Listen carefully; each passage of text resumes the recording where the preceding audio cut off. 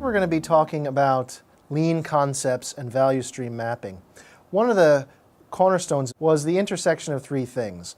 One of them is lean, the others are lean startup methods, and the other is design thinking. We're going to be talking a little bit about traditional lean concepts. In the 1950s, after World War II, the Japanese wanted to revitalize their industry. And one of the things that automotive companies, particularly Toyota, grasped onto were the lessons that were taught originally by Henry Ford in the development of the manufacturing process that they had used for the Model T. And ultimately, by the 1970s and 80s, Toyota had implemented something called the Toyota Production System. And at its foundation were lean concepts. And lean really is the reduction of, this is a little trash can here, is the reduction of waste. So if we look at lean concepts, there is a Japanese word called muda, which is, the terminology is the reduction of waste. And waste can come from many different things in a manufacturing or product development process. You can have things like high inventory. You can have a manufacturing process that's kind of out of balance.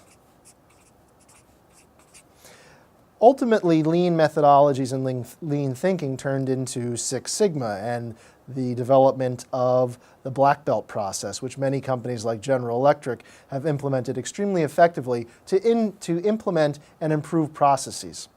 But at the end of the day, what we want to try to do is eliminate waste or inefficiencies in the process.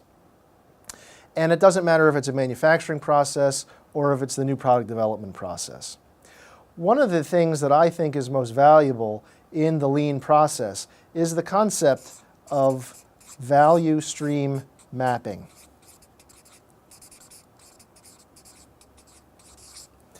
And value stream mapping, ultimately, what you want to try to do is map out the current state of how your particular process is running, ultimately getting to a future state of how the process should work.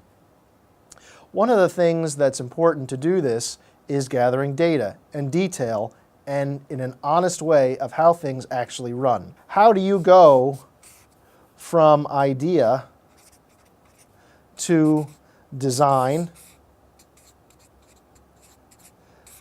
to implementation?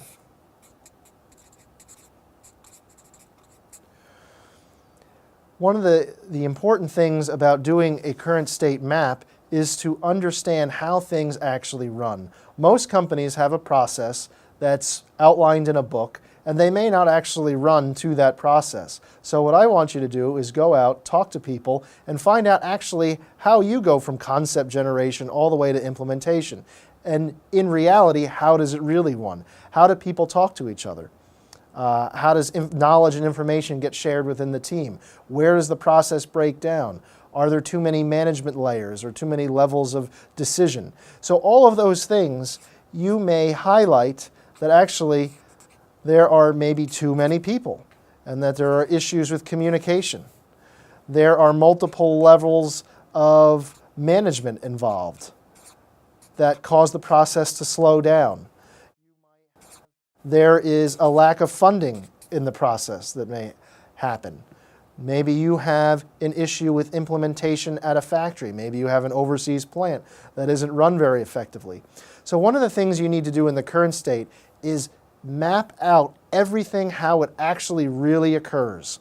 And from that, you'll draw really interesting insights on where there is actually problems and where there is waste in the process.